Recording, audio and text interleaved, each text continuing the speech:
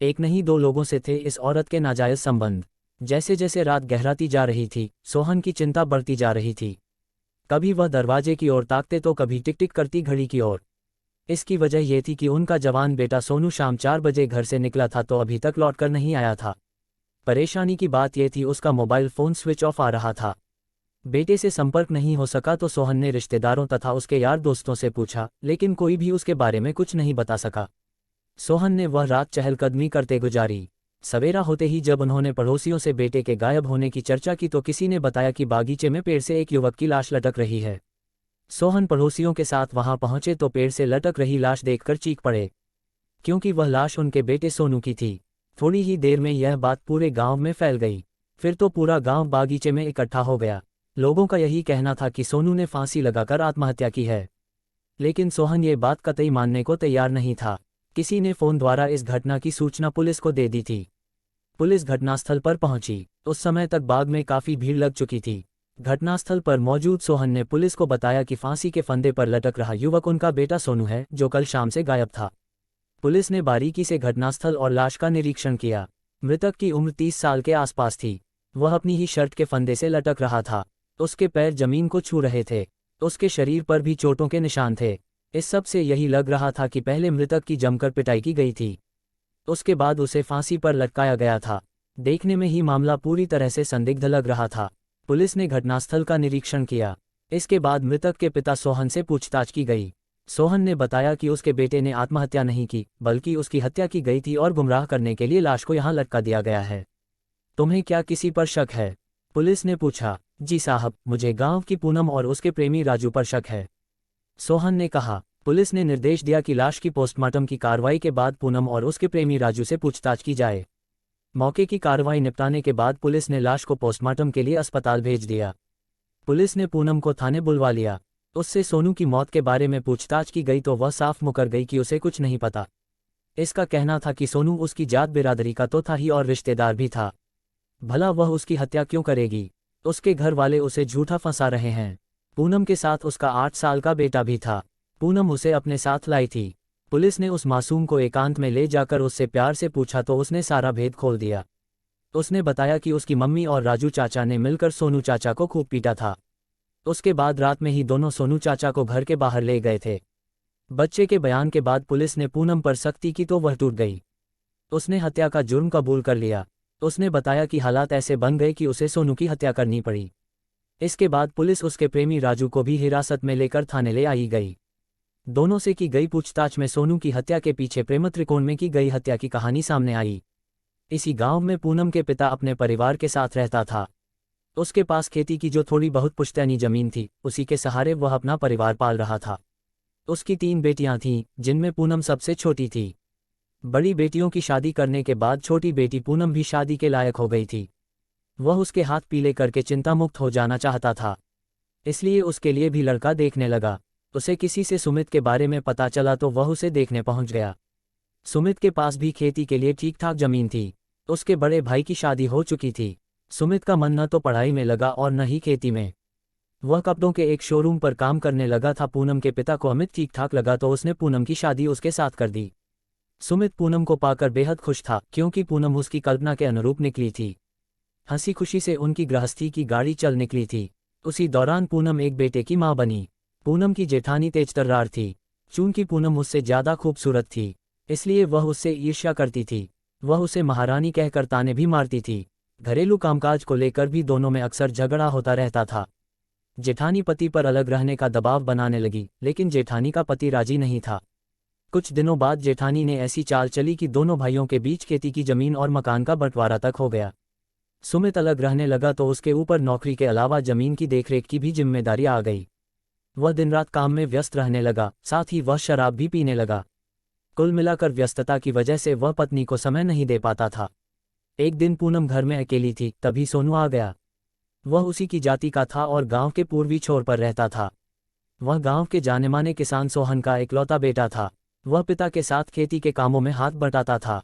वह रंगीन मिजाज था और बन संवर कर रहता था। सोनू की दोस्ती सुमित से थी, इसलिए पूनम उसे अच्छी तरह जानती थी। पूनम और सोनू का आमना सामना हुआ तो दोनों एक दूसरे को अपलक देखते रह गए। पूनम की खूबसूरती ने सोनू के दिल में हलचल मचा दी। कुछ पलों बाद पूनम के होंठ फड़के, कैसे आना हुआ सोनू, कोई काम था क्या?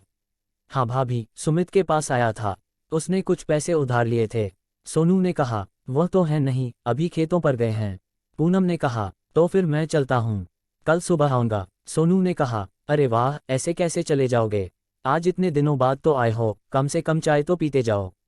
पूनम ने मुस्कुराते हुए कहा। सोनू भी यही चाहता था। कुछ देर में ही पूनम चाय बना लाए। चाय पीने के दौरान सोनू की नज़रें पूनम की देह पर ही टिकी रहीं। जब दोनों की नज़रें टकराती सोनू कामुक अंदाज से मुस्कुरा देता। उसकी मुस्कुराहट से पूनम के दिल में हलचल मच जाती।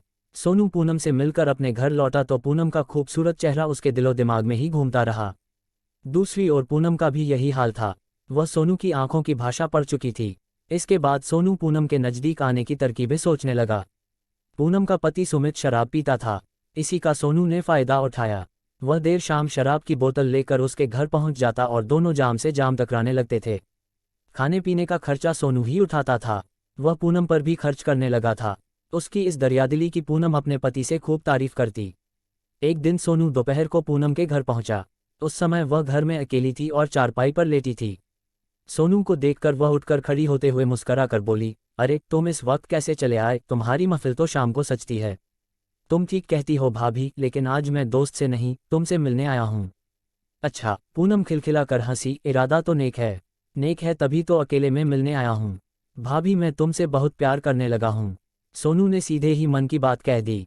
सोनू, ये तुमने कह तो दिया, पर जानते हो प्यार की राह में कितने कांटे हैं? पूनम ने गंभीरता से कहा। मैं शादीशुदा और एक बच्चे की माँ हूँ। जानता हूँ, फिर भी जब तुम चाहोगी मैं सारी बाधाओं को तोड़ दूंगा। सोनू ने पूनम के करीब जाकर कहा। इसके बाद सोनू के गले में बाहें डालकर पूनम ने कहा, सोनू मैं भी तुम्हें बहुत चाहती हूँ, लेकिन शर्म की वजह से दिल की बात नहीं कह पा रही थी। सोनू ने पूनम को पकड़कर सीने से लगा लिया। फिर तो मर्यादा भंग होते देर नहीं लगी। जिस्मानी रिश्ते की नींव पड़ गई तो वासना का महल खड़ा होने लगा। सोनू को जब भी मौका मिलता वह पूनम के घर आ जाता और इच्छा पूरी कर चला जाता। जब सोनू का आने का सिलसिला बढ़ने लगा तो आस पड़ोस के लोगों की नज़रों में दोनों खटकने लगे। मोहल्ले में इस बारे में चर्चा होने लगी तो उड़ते उड़ते ये खबर सुमित के कानों तक पहुंच गई। सुमित अपनी पत्नी पूनम पर बहुत विश्वास करता था, पर इस बात ने उसे विचलित कर दिया। उसे पत्नी और विश्वासघाती दोस्त पर बहुत गुस्सा आया। उसने सोनू को खूब खरी-खोटी सुनाई और पूनम की जमकर पिटाई कर दी। पूनम की जेठानी ने इस बात को चटकारे लेकर खूब प्रचार किया। सुमित की सख्ती के बाद सोनू का उसके घर आना जाना बंद हो गया। काफी दिनों तक पूनम भी घर से बाहर नहीं निकली। इससे सुमित ने सोचा कि शायद अब वह सुधर गई है, लेकिन उसकी सोच गलत निकली। इस बीच उसने पड़ोसी गांव के रहने वाले राजू से संबंध बना लिए थे। वह दबंग किस्म का युवक था और ब्याज पर पैसे देता था। सुमित ने भी उससे कुछ पैसे ब्याज पर ले रखे थे। पैसा व ब्याज वसूली के लिए वह सुमित के घर आता रहता था। इसी आने जाने में पूनम ने उससे नाजायज संबंध बना लिए थे। सोनू कुछ समय तक पूनम से नहीं मिल सका था, लेकिन बाद में वह चोरी छिपे उससे मिलने आने लगा था। अब पूनम के राजू और सोनू दोनों से संबंध बनाए थे। वह दोनों में से किसी को भी नाराज नहीं करना चाहती थी। किसी तरह सुमित को पता चल गया कि ममता ने राजू से संबंध बना लिए हैं तो वह बहुत दुखी हुआ। काफ़ी समझाने पर भी जब पूनम नहीं मानी तो उसने कलह करने के बजाय उससे दूर रहना उचित समझा। अतः वह पत्नी से अलग रहने लगा। बीच बीच में वह अपने बेटे से मिलने आ जाता था। एक दिन सोनू पूनम से मिलकर घर से निकल रहा था, तभी राजू आया। शक होने पर राजू ने पूनम से पूछा। पूनम ने कहा, सोनू मेरा रिश्तेदार है, इसलिए वह मेरे साथ जबरदस्ती करता है। ममता की बात सुनकर राजू गुस्से से बोला, अगर ऐसी बात है तो उसे सबक सिखाना पड़ेगा। तुम भी ध्यान रखो कि मेरी हो तो मेरी ही रहो, एक म्यान में दो तलवारें नहीं रह सकती। इसके बाद राजू सोनू पर कड़ी नज़र रखने लगा। कुछ दिनों बाद रात को सोनू पूनम के घर पहुंचा। उस समय राजू ममता के घर में ही था। आते ही सोनू पूनम के साथ जबरदस्ती करने लगा। उसने राजू को देखा नहीं था। पूनम ने विरोध किया, लेकिन सोनू नहीं माना। तभी राजू ने उसे ललकारा। दोनों के बीच मारपीट होने लगी। उसी बीच पूनम एक डंडा ले आई और सोनू को पीटने लगी। सोनू चीखने लगा। चीख से पूनम के बेटे की आंखें खुल गईं। डर की वजह से वह बिस्तर पर ही पड़ा रहा। कुछ ही देर में सोनू पस्त पड़ गया। इसके बाद पूनम ने सोनू के पैर पकड़ लिए और राजू ने उसका गला दबा दिया। सोनू की हत्या कर लाश को ठिकाने लगाना जरूरी था। आधी रात बीतने के बाद दोनों ने सोनू की लाश को साइकिल पर रखा और उसे गांव के बाहर बागीचे में ले गए। ऐसा लगे कि सोनू ने आत्महत्या की है, इसके लिए उन्होंने सोनू की शर्ट निकालकर एक बांह उसकी गर्दन में कस दी और दूसरी पेड़ से बांध दी। सोनू की लाश को लटकाकर दोनों अपने अपने घर आ गए। सुबह के समय गांव के किसी व्यक्ति ने बाग में लटक रही लाश देखी तो उसने यह बात गांव वालों को बता दी। जानकारी मिली तो सोहन बाग में पहुंचा तो बेटे की लाश देखकर दहाड़े मारकर रोने लगा। अभियुक्त राजू और पूनम को रिमांड मजिस्ट्रेट के समक्ष माती अदालत में पेश किया, जहां से उन्हें जिला कारागार भेज दिया गया। तो दोस्तों, ये कहानी कैसी लगी? अगर यह कहानी पसंद आई हो तो लाइक, कमेंट और शेयर करें। मेरे चैनल पर पहली बार आए हैं तो दोस्तों मेरे चैनल को सब्सक्राइब करना ना भूले। धन्यवाद। राधे राधे।